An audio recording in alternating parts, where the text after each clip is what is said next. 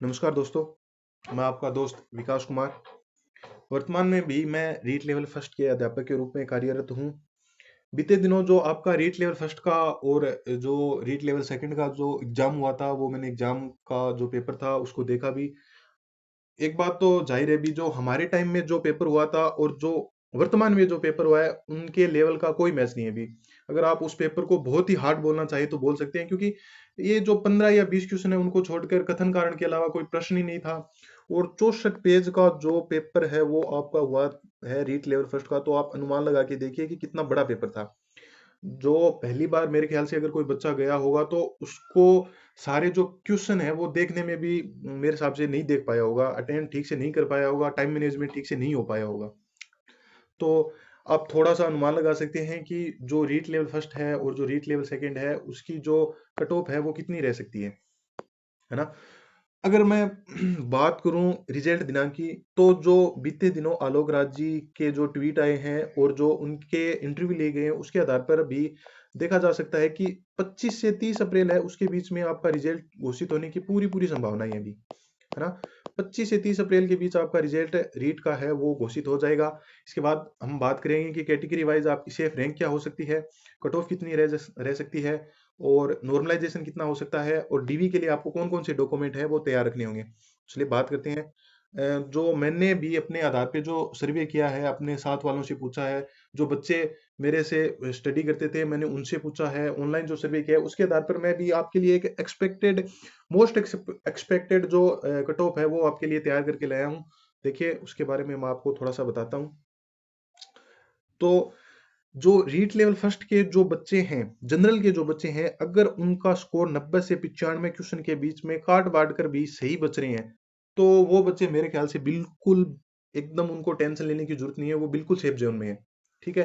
उसके आधार पर आप भी जो जनरल का हो गया, तो उसके बाद आप ओबीसी, ईडब्ल्यूएस, एससी, एसटी उनके बारे में बात कर सकते हैं। कोई 4 या 5 क्वेश्चन आप कम लगा लीजिए। ओबीसी के जो बच्चे हैं, अगर उनके क्वेश्चन 80 से 85 के बीच में बच रहे हैं, वो बच्चे भी मेरे ख्याल से एकदम सेफ हैं। उनका सिलेक्शन भी एक गुणा के अंदर मेरे ख्याल से हो जाएगा जी। ठीक है जी। इसी प्रकार अगर ईडब्ल्यूएस की बात करें तो 82 से 86 क्वेश्चन के बीच में आपके अगर बच रहे हैं तो वो बच्चे एकदम सेफ है अभी। और एससी के बच्चे जिनके भी 76 से 80 के बीच में प्रश्न बच रहे हैं, वो बच्चे बिल्कुल सेफ जोन में है। उसके बाद अगर एसटी की बात करें तो 77 से 82 के बीच में जिन बच्चों के नंबर जो क्वेश्चन नंबर ऑफ क्वेश्चन है वो बच रहे हैं, तो वो बच्चे बिल्कुल सेफ जोन में है अभी। ठीक है ना। ये चीज मैंने भी अपने जो जनरल साइंस है और जो ऑनलाइन मैंने सर्वे किया, जितने बच्चे मेरे पास थे, मेरे दोस्त थे, उनसे मैंने पूछा है, उसके आधार पर मैंने आपके लिए एक कट ऑफ वीडियो तैयार किया है। और इसी के इर्द गिर्द 1 या 2 नंबर ऊपर नीचे रह सकता है भी, इतना तो आपको भी पता है, कोई भगवान नहीं होता। लेकिन मेरे ख्याल से इसके आसपास 1 या 2 नंबर ऊपर नीचे आपकी जो कट ऑफ है वो रह सकती है। और इस दायरे के अंदर अगर कोई बच्चा आ रहा है तो वो बिल्कुल आप सेफ जोन में मान के चलिए। ये तो बात होगी रीट लेवल फर्स्ट की। रीट लेवल सेकंड की अगर बात करते हैं, जो बच्चे साइंस या मैथ में थे, जिन बच्चों के जो नंबर है, यहाँ पे मैं नंबर ऑफ क्वेश्चंस बात कर रहा हूँ और यहाँ पे मैं मार्क्स की बात कर रहा हूँ, है ना।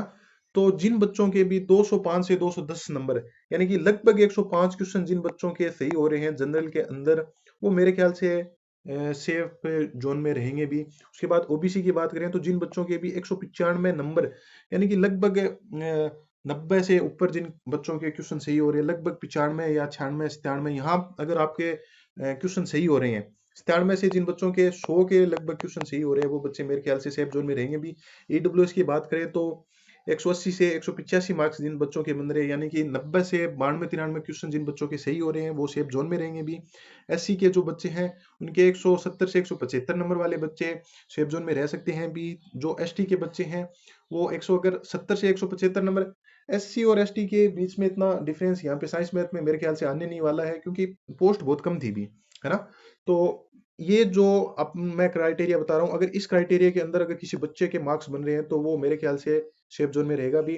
अगर एसएसटी की बात करें तो जिन भी बच्चे जो जनरल कैटेगरी से बिलोंग करते हैं, उनके अगर 110% बच रहे हैं, वो बच्चे मेरे ख्याल से सेफ जोन में है भी, है ना।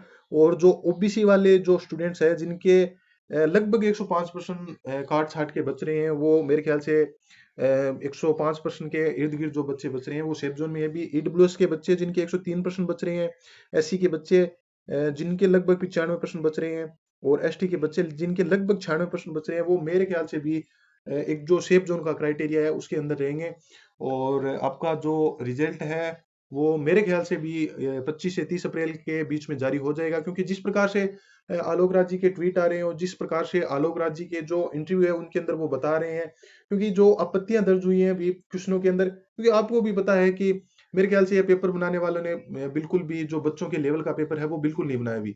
ये पेपर अगर फर्स्ट ग्रेड सेकंड ग्रेड के बच्चे हैं उनके लेवल का भी नहीं था, तो रीट वाले बच्चे तो बहुत उनसे कम लेवल के होते हैं भी। हो सकता है कुछ एक या दो बच्चों को ये पेपर आसान भी लगा हो, लेकिन मेरे ख्याल से भी पेपर आपका जो था वो बहुत ही हार्ड पेपर के कैटेगरी के अंदर आपका गिना जाएगा। ठीक है जी। तो अपनी जो आगे की तैयारी है उसको आप जारी रखिएगा, और ये जो मैंने नंबर बताए हैं इसी के इर्द गिर्द आपकी कट ऑफ रहने की पूरी पूरी संभावना है भी। ठीक है जी।